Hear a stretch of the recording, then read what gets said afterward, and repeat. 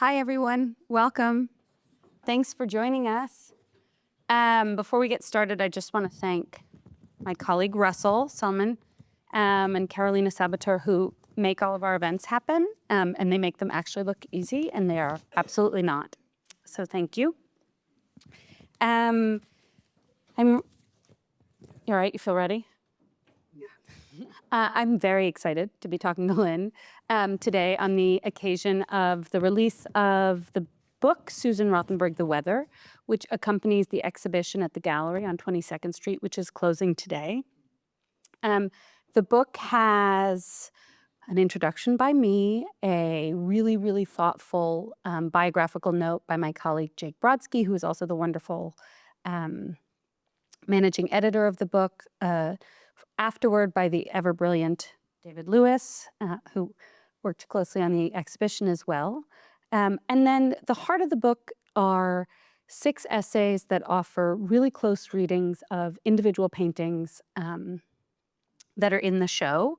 Rothenberg has such a seductive kind of facture that we thought it would be interesting to ask people to get lost in her paintings for a little bit as a kind of structure for a publication. So what we're going to do today is I'll give Lynne a brief introduction, and then she's going to read the very beautiful text that she wrote for the book on the painting outline, and then we're going to chat, and maybe some of you will have some questions too. Okay, wait, I'm going to introduce you very briefly. Everyone here knows who you are because your reputation precedes you, but I will say for us thinking about how to animate a painter whose work is so enigmatic, nuanced, psychologically rich, technically proficient, that asks us to look and think differently. No one could have been better suited to do this than you. So we were all so thrilled. You were the first person we asked. And we were all thrilled to have you. Okay, thank you. Is this on? Am I on? Yes, so I don't know if all of you saw the painting outline, but it should come up, and from my description, you will know it, I believe. This is called Something and Nothing. At Susan Rothenberg's opening, Willard Gallery, April 10th, 1976, I was standing in front of one of her new horse paintings, her dreamy horses, suggesting myth, sexuality, cowboy westerns, seemed about to float off the canvas. Susan came and stood by me, beside me. We were casual friends. "They're only horses," Susan said. "You have to paint something," I said. We laughed. Can't remember what kind of laugh, maybe conspiratorial. Rothenberg audaciously painted figures during the reign of minimalism and conceptualism. Almost 20 years later, in 1993, Peter Sheldall wrote that Rothenberg's exhibiting horse paintings was a, quote, eureka moment, because she had, quote, introduced symbolic imagery into minimalist abstraction. How long ago two-sentence conversation stayed with me, resonant with ideas about making art and writing. You have to paint something, you have to write something. Find a subject, which doesn't have to be a figure, of course. If I'm not writing, I'm downhearted. So that brief conversation, ironic and not, became useful. It is an artist's usual comedy, what to make. There has to be a beginning, and it comes about from will, not inspiration. Rothenberg enters a big open space. Her nails have yesterday's paint under and over them. She looks at the large canvas, maybe sits in front of it or stands staring at it. Tubes of paint on a wooden table. She decides to work with black, the color of all colors.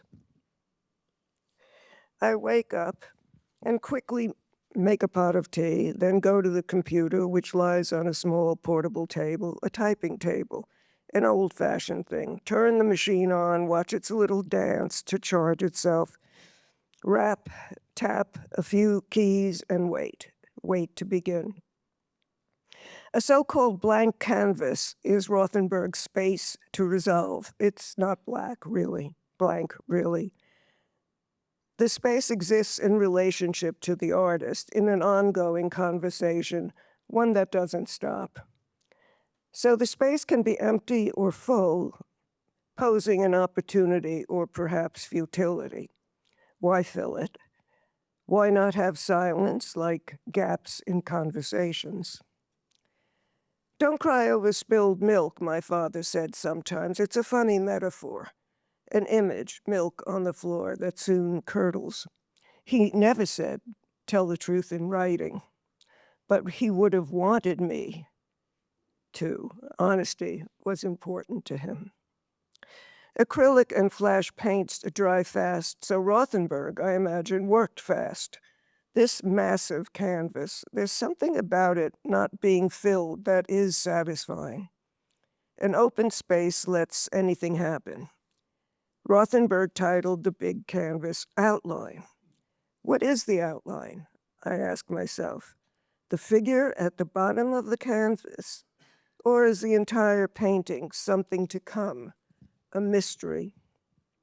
There are gray smudges on both sides toward the top. Rothenberg explained, quote, when I moved it to another part of the studio, I had really dirty hands. I thought that gives it a good balance, unquote. Outline is maybe too stark a visual statement. With the addition of the smudges, she is present in it, a balance to the spare composition, augmenting absence with her humanity. That's speculation, as most is about texts and artworks. Balance, in this case, is an artist's idea about aesthetics. Some writers begin with an outline to know where they're going. I never do. I don't know where I'm going. Maybe I know where I've been, some of it. But why do I write the way I do? For surprise, discovery, maybe.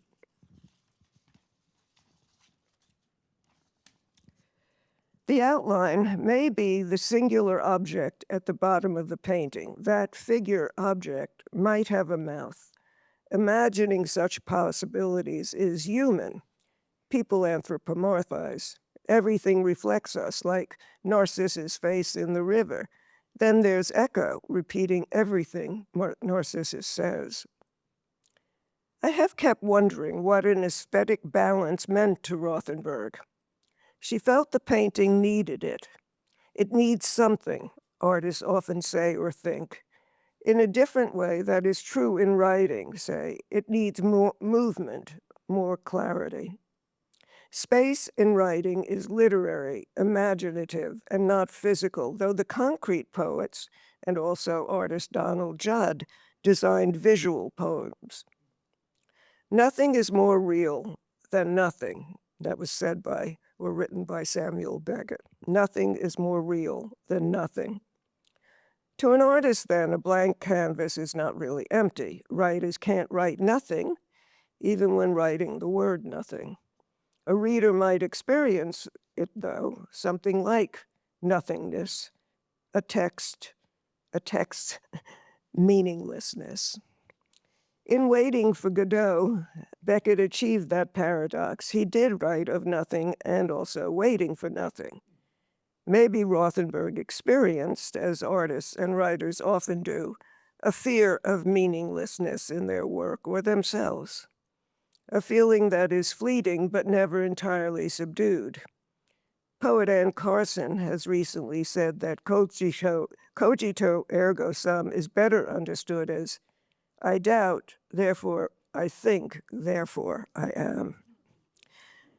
Doubt might be why that figure is a sketch for something else, something waiting for something else to come. Hanging at the bottom of the canvas, it could be an afterthought, an outline in and of itself, but To ask, what is it, lands in the territory of abstraction. Is it an abstraction? Is it something or nothing? Painting something to experience nothing, to represent nothing, describes a near universal question about producing meaning, about life having meaning. In Outline, a drama of open space portrays an alienated figure of lines making a shape. It sits alone and lonely, inside a much bigger outline of possibility, and without words delineates and describes the vulnerability of every living thing. What can it do? What can we do but exist?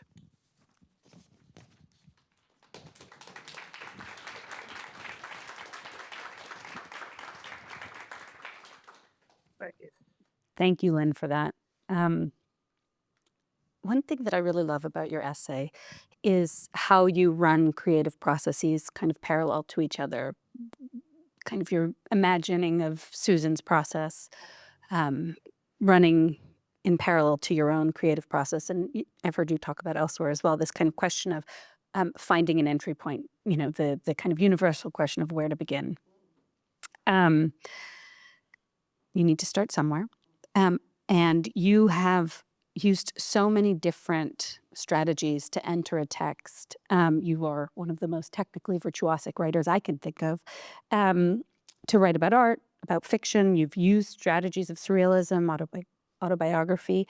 And I wondered if you could talk to us a little bit about how you found your point of entry into this essay, and why. Well, first of all, I had a choice of what painting I wanted to write to or about. And it was definite in my mind when I looked through that it would be Outline. And I think because I think, a kind of psychoanalytic existentialist, if you can make the two agree in some sense, Outline immediately called to my sense of Susan's being an existentialist. And the painting seemed so much to me about being and being there, and so simple as to be profound. And I do have heroes like Kafka and Jane Bowles and Beckett in terms of writing. And the seriousness with which Susan painted this, and also a kind of bravado and a kind of, I'm just going to do this. It's not an easy thing, I think, to have such a big canvas and paint it primarily white and with this one figure. And so I was thinking, what drove her to that? What was it about? And to me, it represents, and it feels like many things, including depression, including what is worth doing. I think all the questions that one asks oneself about making something. I certainly do in writing. And I mean, there are many other paintings, great paintings, I think, in the show. I hope you get a chance, if you haven't already, to run over there to 22nd Street and see them. And there's a kind of recklessness, I think, in Susan's way of painting. There's a wanting to have some control, but not all the control. And she lets things happen. And I think that's one of the things that you can do in painting that's harder to do in other art forms, Although, there are typos, there are Freudian slips, there are all these different things. But it just drew me in, and I don't know, it brought up a lot of emotion in me. So that painting, this painting outline that we're talking about, features this figure at the bottom, outlined in black, and is otherwise this kind of monochromatic field with two impressions at the top of it. And one of the reasons that I wanted to include it in this exhibition is it sits at this kind of precipice point, hinge point in her career. She has essentially come to the end of making the horse paintings, or she has dissected the horse so much that she's starting to think about what to do next. And the Beckett reference that you make, I think, is so apt, because one gets the sense from reading her in interviews that she was just kind of sitting there waiting for the image to come. So she talked a lot about images coming to her and the process of just kind of being in the studio waiting. And there's the trace image still there of the horse, but the painting features these kind of hand marks at the top, the balance that you referred to, which have to do with her having picked the painting up to move it in her studio. And in a way, they prefigure, they foreshadow the next thing she does, which are this series of monumentally scaled 10 by 10 head and hand paintings, and her own kind of self-reflection on this move out of the horse, where she says, I had to figure out what my next image was, and I kept coming back to having just my head and my hands. So anyway, I think you really got to the essence for me of what I was reading into the painting, kind of biographical access that I was reading into the painting. May I ask you, Alexis, how you made the choice? I mean, this is a very highly curated show, and I'm sure Susan made many, many, many paintings. Many paintings. I think that we wanted to, and I am the curator, but this exhibition was put together with a number of people. I'm like looking directly at them, Maggie and David, and Emily. The kind of heart of what we wanted to do was look broadly across the arc of Susan's career, and try and tell the story that everybody knows, interlaced with a story that people don't know. And the way that we tried to get at that was by thinking through how personal her paintings were, but also what paintings she had personally close to her, right? Which leads me to a question I have for you in a second. But what we did was look at paintings she kept close to her throughout the course of her life, paintings that she lived with, and paintings that were made at moments of crux in her oeuvre. And we also wanted to do this in a really focused way. I mean, I think those paintings take up so much space that we really wanted to make sure that in an exhibition of this scale, each one was able to kind of tell its own story in space, but also across to the others. That I mentioned, her painting is really, really personal, and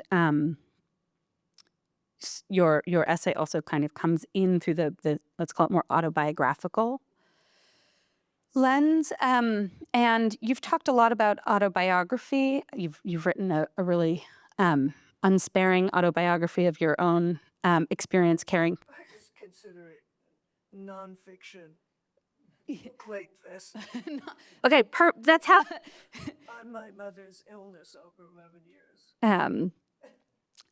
I'm always struck when I, especially as I was preparing for this, I was kind of rereading interviews that you've given, where you talk about how specifically not memoir this is. And it made me think of something else that you've said. When something in a sequence is edited, if you repeat an image, but in a different place, the effect is different because the brain is remembering, and the different juxtaposition triggers other memories, ideas, thoughts, and so on. And I wondered if you could talk a little bit about memory and what role it plays in memoir versus autobiography. Well, memory is, of course, unreliable. It is the most unreliable narrator. Oh, sorry. Um, I'm saying that a memory is an unreliable narrator, and it is the most unreliable narrator that a person has. And it becomes very curious why you remember what you remember. What, what about it is enabling you to go on in a way? What thoughts about yourself are contained in those memories? And I find it increasingly weird. um, to A friend sent me a black and white, very short film of a moment at the Arts Lab in London where I was doing some work of an evening when I had put together Alex Trokey, William Burroughs, and R.D. Laing, right? And I had to get them off the stage. Now, I'm not in it. You don't really see me, but you see the effects, and it's in black and white.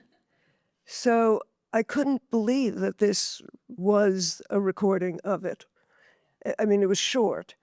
I did remember that we went into the cinema, which was called the soft cinema because there were only pillows and you lay around on them.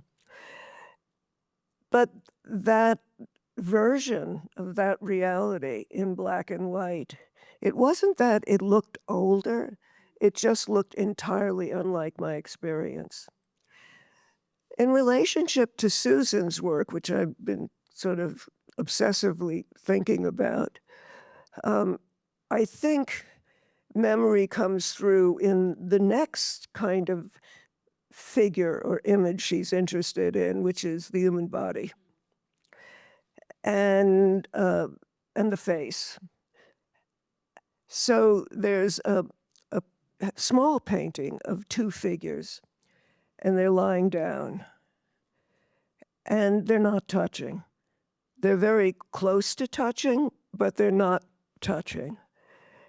And I thought about many things, including nightmares, and I thought about not touching, and what was she thinking about? The alienation in a couple? All of those thoughts came to hand with just this small painting. And then, I mean, her turn to the human body reminded me of something. Nail and Blake's show is up, three shows. So great. Yeah, at Matthew Marks. I think it's closing today also. I think so, yeah. And he has a quote that's framed, so it's big, from David Hockney about how the figure, it's kind of ridiculous to think the figure won't be continued to be in art the way we were all thinking it, or in the 70s and so on. He said, looking at human beings is the most fascinating thing we do. And I was thinking that was one of the things that Susan's work articulates. I think, if you, again, go back to the interviews that she gave, especially ones that are a little later and kind of self-reflective of a kind of early moment in her career, she talks a lot about the horse being a surrogate for the body. In other words, I think the body is always there, and that was another access point for the exhibition that we put together. That it is persistently present, even when it's there in the abstract. It's why we included the Mary paintings, because of course she does early on tune into this kind of tension that she's exploring. And on the subject of memory, that's a kind of interesting point, because she painted from memory when she was painting images that she had seen. She didn't paint from photographs, but she made those Mary paintings by inviting Mary Warrenoff, who was a very close friend of hers, to come to her studio to pose as a horse. She took some Polaroids of Mary posing. They gave her some information about the body. She then starts to paint the Mary paintings. We think the sequence goes, then photographs herself. We know she does also photograph herself as the Mary paintings. You can see those Polaroids in the book. But possibly to get more information, but again, always abstracted in the actual painting process. When I looked at it, I didn't know it was Mary Warnoff, who was, she's still alive, and I'm sure she's as difficult as she ever was. But it's interesting they were such good friends.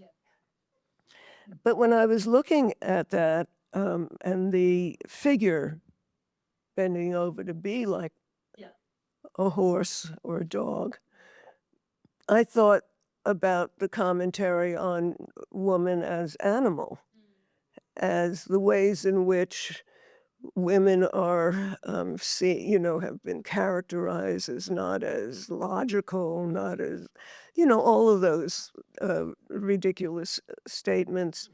And I thought she was also playing with that. But it is interesting that she used the figure of a person, a human being, to help her make the horse. To get information. Right. And so then she says the horse is kind of this surrogate for the human body. She describes kind of getting lost in the contours of the Mary paintings, and so wanting the distance of the surrogate. But then, of course, she, as you say, she goes back to the body, kind of over and over again. And I think in particular, the hand, I think the parts of the body that really hold memory, right? Hand, touch, and faces. And faces, yeah. exactly. Yeah. I wanted to ask you a little bit, in your text, you write beautifully, everything reflects us like Narcissus' face in the river. And she also described, in addition to kind of the horse being this kind of surrogate for the body, that in various points in her career, she said, that all of the painting was a kind of self-portraiture, but she almost never paints her own picture. And that's, I think, really important. But it's material from her life. And I wanted to ask you a little bit about the difference, or maybe the similarities, or both, between the idea of autobiography and self-portraiture. Well, of course, they're such different. If I did a self-portrait, it would probably be a stick figure. And when I...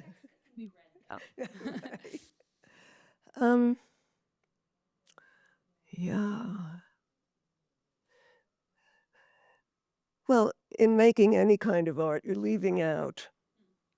In an autobiography, I've read several, or many actually, over the years, and what people don't say about themselves is more fascinating than what they do say about themselves, what they're leaving out. Edith Wharton is famous for having written her autobiography, and now I'm forgetting the title, in which she doesn't ever mention that she divorced her husband.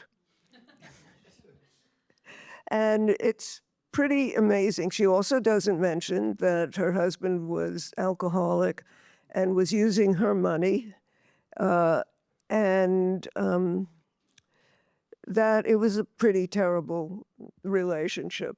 And then she doesn't mention the divorce, or, the more horrible things about discovering all his flaws. I think I'm trying to think about, well, let's say it's an absorption with yourself. Let's say it is a narcissistic endeavor in some way. I am not interested in writing about myself. I think you're your own material, as is everything that you encounter. But when I write, I'm wanting not to be in myself. And it's not that I don't and haven't used episodes or incidents or people I've met or different scenes or so on. But once I'm using those, they're very distant from me. It feels like it has nothing to do with me. And that's why I'm a pretty good editor of my own writing, which I've told other writers you have to be.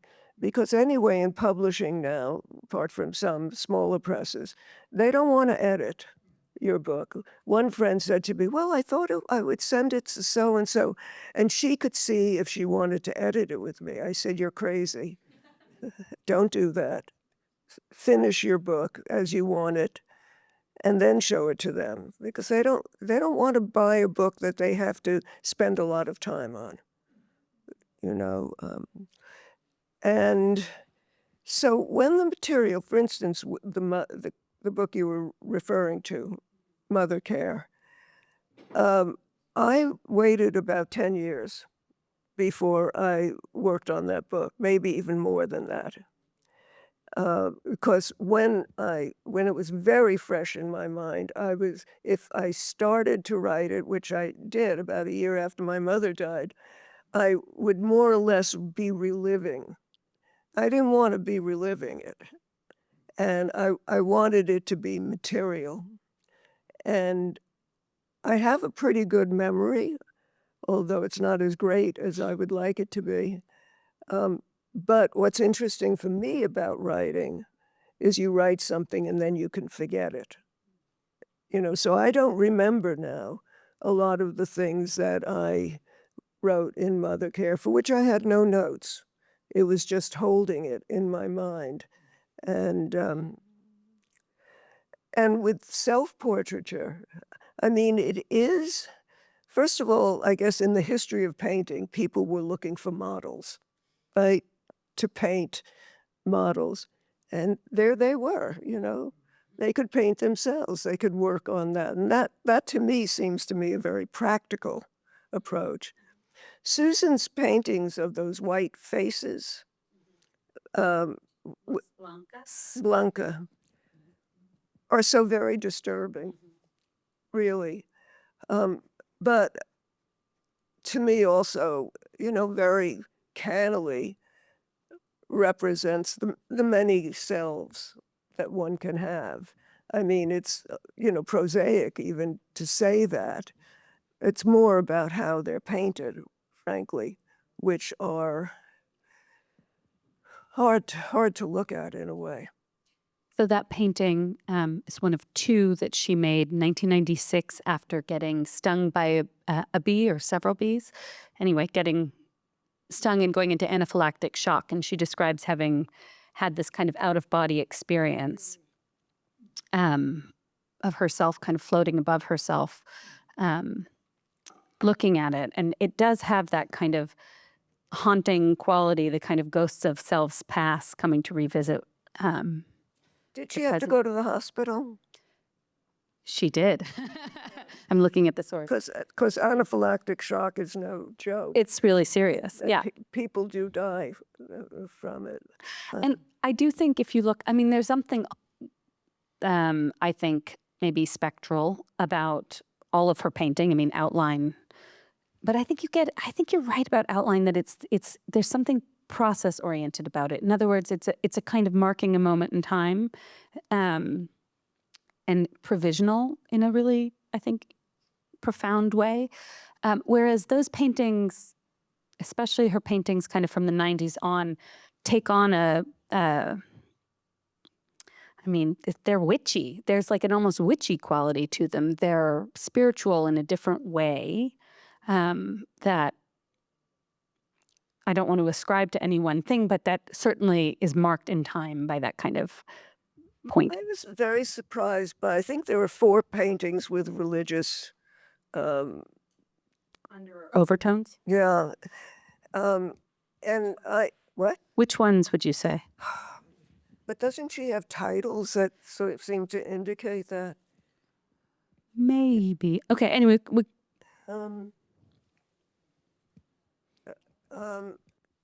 And I was surprised. Oh, Our Lord. There we Yes. go. Definitely. Yep. And I mean, nothing like what you would imagine a spiritual painting would be. Mm-hmm. And it seemed like the absence to me, even though there was something there, it seemed like actually the absence of belief rather than the presence of it. And I think, again, that goes along with her, what I would consider existential vision. Yeah. That what is happening is what is happening. There was one painting that completely mystified me. There was something at the bottom of it that I had no idea what it was. purple painting? Yes. Okay, it's called Liftoff. Yes. And again, it's this big, there it is, right up there. Big kind of square canvas from 2006. Best guess, when I look at it, what I see is some kind of hare or jackrabbit or other rodent-like animal getting picked up by bird talons. So I think of it in the legacy of the accident paintings that she made, this kind of like violence of the quotidian violence of the ranch life.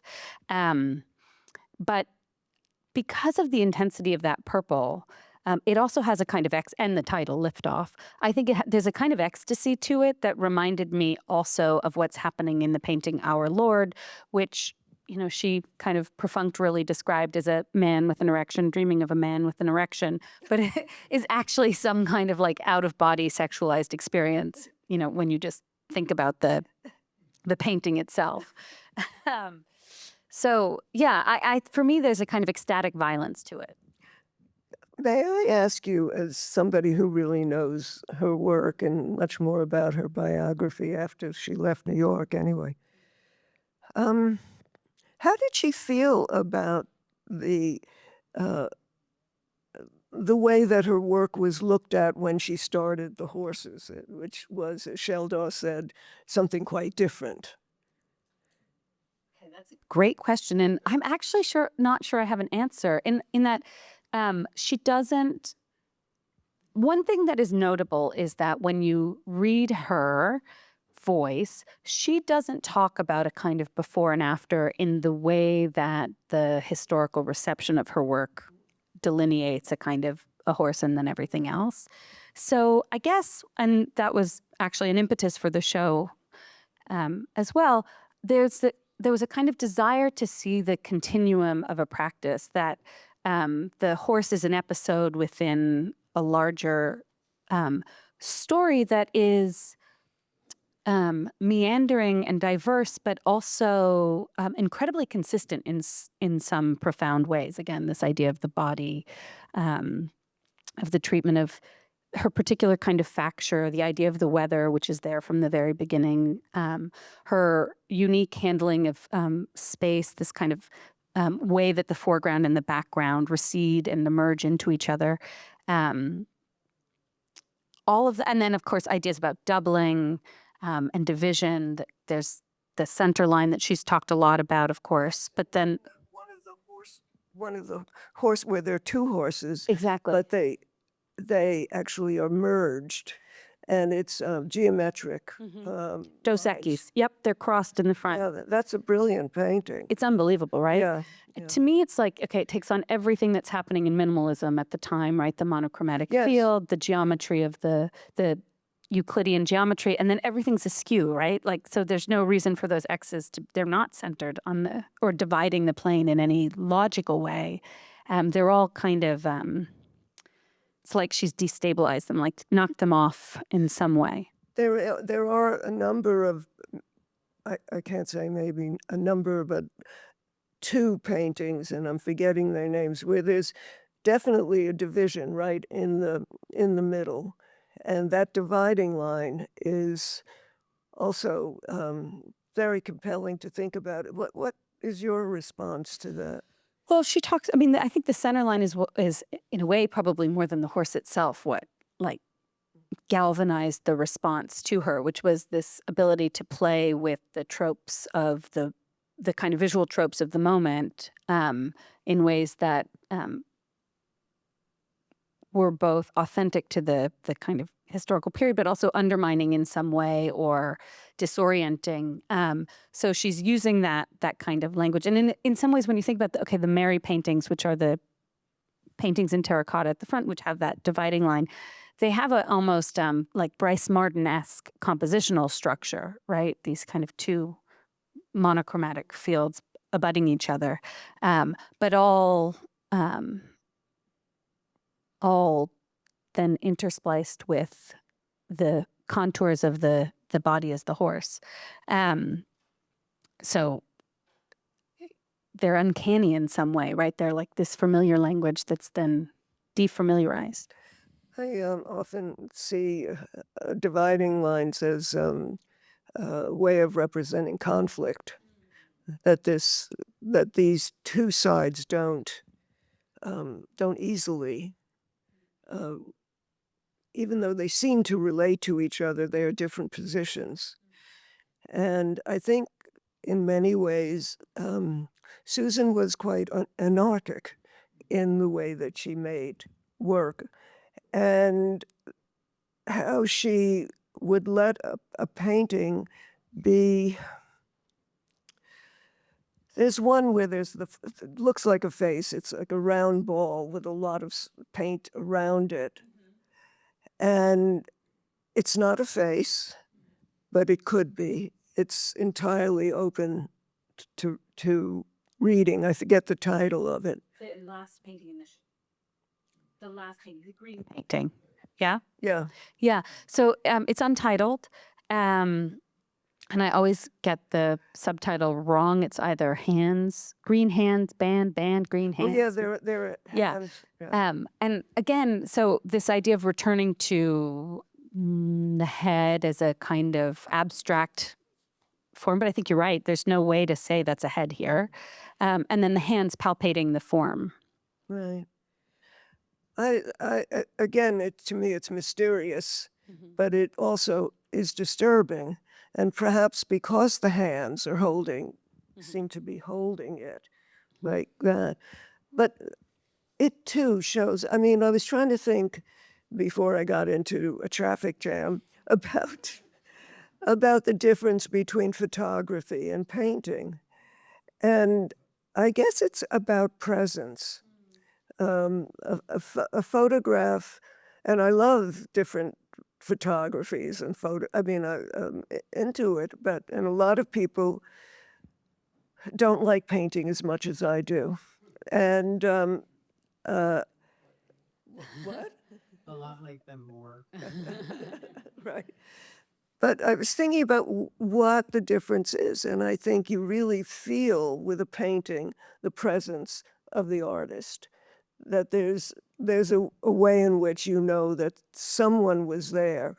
Now, obviously, there's somebody there behind a camera, but it doesn't have that personal feeling, although I can contradict myself and think about the great photographers, whether it's Steichen or Bresson or whatever, where you really feel that, of course, this is their point of view, this is their.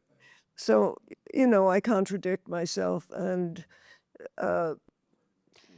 There's a wonderful text in the book by Shanay Jhaveri, who made, I think, this really insightful analogy between Francesca Woodman and her early photographs or her photographs and Susan and these kind of acts of disappearing, which make me think a little bit about your own thoughts on kind of representing the difference between realism and reality, or you said in reality, you're interested in reality, but not in realism on the one hand, right? And then in this wonderful outline essay, you said, being true in writing is not assigning truth. It is something indefinable. In creating images and artwork, or with words, gestures and words might become more than themselves. And I think, there's a kind of layer of abstraction in Susan's work in particular that has more truth to it than painting directly from a photographic image might. Well, I couldn't be a realist, for one thing. I too strongly think about the unconscious, for one thing, what we don't know about ourselves, and realism can't handle that. Realism tries to be an accurate depiction of something that is there. And I think in some ways, photography, let's say, is so much about a positive reading of life. Here is this reflection until the spiritualists, spirit photography, which is crazy. But it's wonderful with all that stuff coming out of their noses and everything. But reality to me is, well, Timothy Leary said a great quote. He said, reality is an opinion. And, you know, when you're having an argument with a friend and you've been in the same space and they see it exactly differently from you, um, what is what is the reality? What is real? And I mean, then we get into more psychoanalytic ideas of the real, but and not being able to access it. Uh, but I think, you know, I'm not an entirely abstract writer. I am very interested in character, but more than that, I'm interested in the voice of characters in context. So it may be very far from a reality you or I even recognize, but it is about context. And I think that draws me in very much to different arts. I feel like listening to you could also be describing Rothenberg and her kind of not being interested in realism in any way. I mean, that picture Liftoff is essentially surreal, but there's a kind of real truth to it. There's a reality to it, to the kind of intensity of the world that she was living in, the life that she was kind of leading on the ranch. I want to take this opportunity to open it up to see if anybody else has any questions for us, and also to thank you, Lynne. Oh, thank you. Thank you so much. Pleasure.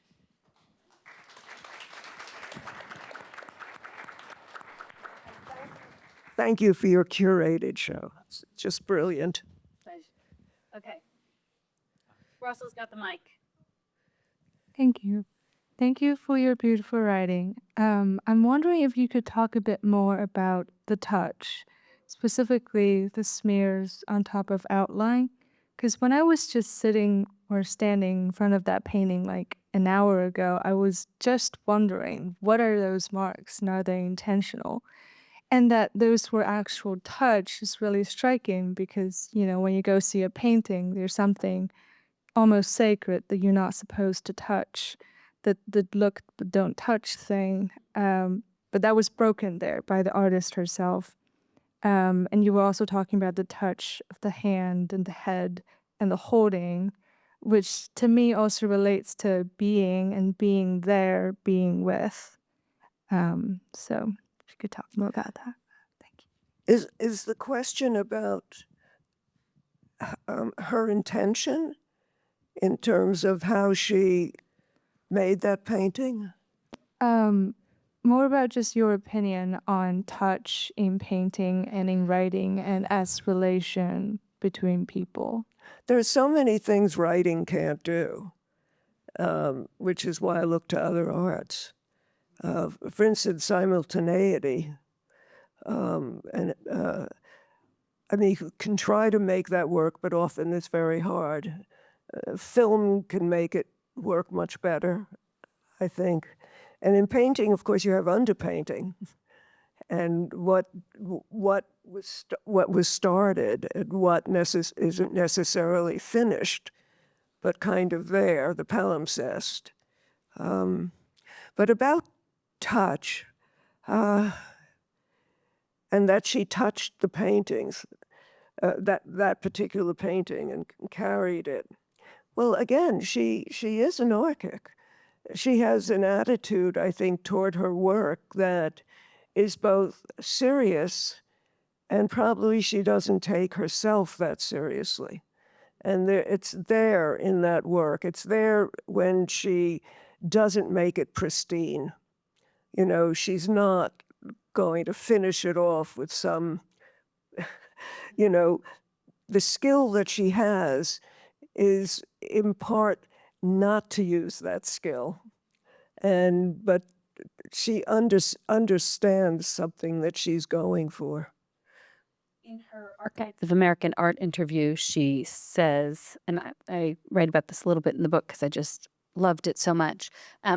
describing her process, she said, I touched them a lot. Like, she touched her paintings a lot. She used small brushes and she went at them. And you can really see that in the weather of the paintings. And that's this one painting has this one moment of slippage where the touching is no longer mediated by the brush. But I think even just this, like, because of the quality of her surface, they have a kind of tactility that I think is unbelievably seductive. You know, you want to touch them back. That's why the paintings look kind of modeled. But it's interesting that she would use a small brush, because she was a small person.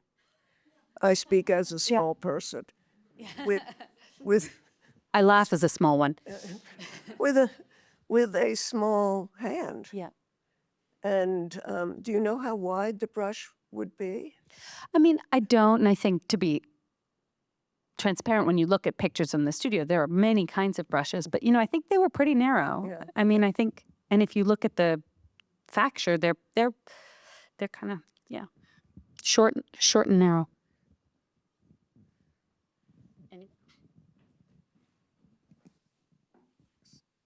Hi, this is a question for Lynne. Which painting would you have chosen if you couldn't have picked outlines?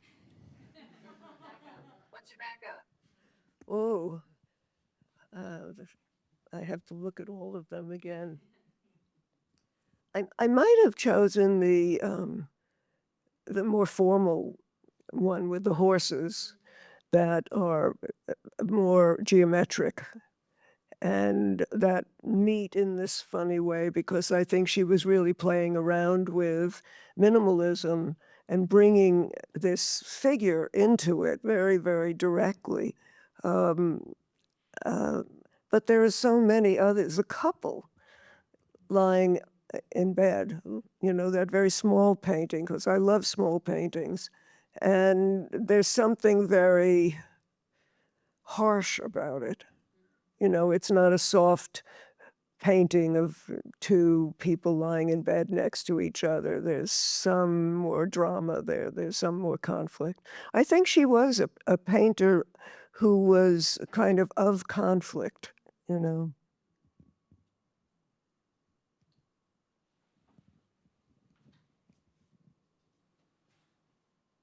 I really enjoyed this conversation a lot, and the essay, and just this effort to kind of understand retrospectively an artist's life through a kind of close reading and empathy. And I was wondering whether either of you could comment on the idea that she never does too much, right? Like, the paintings they stop before too much has happened, or at least I see it that way. And so, to my mind, that what's partially what happens to her in the studio is that she sees the painting. So she's making the painting, and then yet she at some point recognizes what it is. Like, and that's that classic question people often ask artists: how do you know when you're done? Yeah. But here it makes me wonder, it's like how maybe there's something about more like, how does she come to see it? Like, as opposed to it being finished, because none of the paintings seem like, oh, are they finished, unfinished, or finished? That doesn't seem to be a question to me, but like when they become what they are would be quite a moment.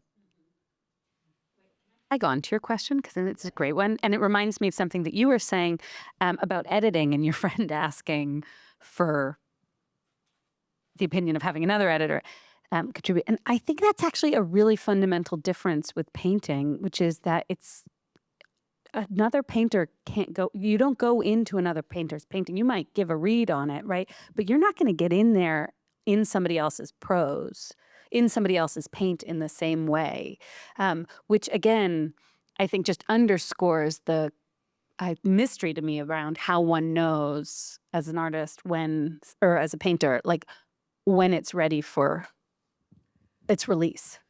In writing, if you notice, a lot of stories seem to end twice. And the second to last line really should be the last line. And because it's been said, but then there's a notion, often you see this, that you need to conclude something. And I think she didn't. I think she recognized that it satisfied her. I mean, with me, when I'm finishing something, it has to have a certain credibility. It has to have a credible end. And in that way, a painting doesn't have an end like that, but it must be credible to the artist making it. And I also, again, there was a lot of insouciance in her, I think, and I think that she was aware of the problem of conclusion, and she let things be. Yeah, I think she's a great painter. I feel like that's a wonderful way to end, but I guess we have time for, let's call it one more question. Yeah. We have two more. Two more. Okay, we'll do those two. I'll just also say, again, in from her own kind of narrating of her own story, there's I think it's the Art 21 film where she's talking about her work and she's sitting with the painting, and funnily enough, it's the hand that's not finished, and the painting is, like a knockout already. She's like sitting behind this painting in her studio. She's like, I haven't gotten that one hand right. And it's, like a small part of a much larger whole. But you can just see, she's come back in and she painted fast, but she painted over a long period of time. So she really sat with the work. I just wanted to go back to the green painting, that made a big impact on me. It just from a curatorial point of view, because I don't know too much about the artist. How did you guys get there? Was it something that identified a certain period, or anyways, anything that you could add on that? It would be great and it was great to hear you guys say that it's a mystery to you guys as well. I mean, it's a good mystery. It kind of catches you. It kind of catches you. So late painting, 2018 roughly. It's part of a group of works that she made around this time, which is 2 years before her death, so sort of towards the end of her life, of hands around bands. There's some drawings as well. And maybe in some of the work, it looks more obviously like an exercise band or something like that, or like a Pilates ring. And I sort of loved this idea of kind of, continuing to strengthen one's, I guess, her literal tools or her hands. So continuously kind of trying to strengthen the hands, but at the same time, they're like multiplying, they're grasping. There are 3 of them. 4, actually. Yeah. 4 hands at kind of coming in and out of the painting. I liked the way that it both called back to this really essential pivot point in her career where she moves away from the horse that's made her famous towards everything else that she's going to do with the hand in particular. But on the other hand, walked myself right into that one, signal the kind of yearning that I think is really poetic, and I liked the idea of leaving the show with a kind of wanting. So for me, that's the last painting in the show, even though you kind of come at it in the round, but you kind of come into that last room and then you have to turn around to see that painting. It's like the punctuation mark that you then have to see everything else through again as you leave the show. Thank you so much. I'm such a huge fan of her work, so this has been beautiful to hear you, Lynne, speak about it. And actually, just 2 questions. One about that green painting. So when you said it was the last painting, you actually were referring to in the exhibition, not one of her last paintings, but being that 2018. So that. Yes. Because there's also like looking into that void and into the unknown with that. And the green, I know earlier work where like the green studio that was there, but so much of it is these more pinky, earthy tones in black and white. But then the other question I have was about that painting, O Lord, or the Lord, which also reminded me of like Naumann's neon figures. And it was really interesting to hear you talk, Lynne, about that sense of conflict or where that exists in her, this kind of doubling. So I was just reflecting on that figure and curious about any relationship with that. I mean, So the Naumann neons are 85-ish when they emerged. That painting 79.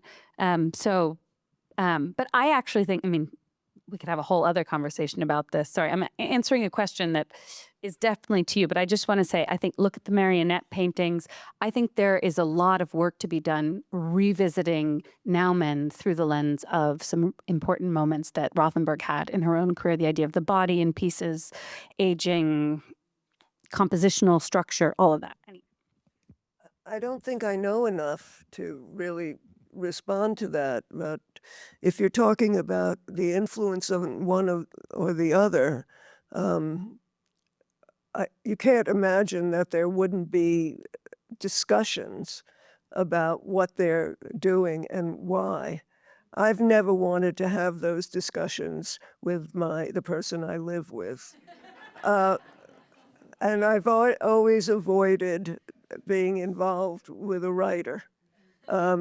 But for that reason, I live with a musician, so that's much, much better. I have no idea what he's doing. And in some sense, he's at the computer looking up music all the time and all of that, and it's great. He has a different way of thinking, and that's what art is for me also. It's a different way of thinking. But I'm curious also about their relationship,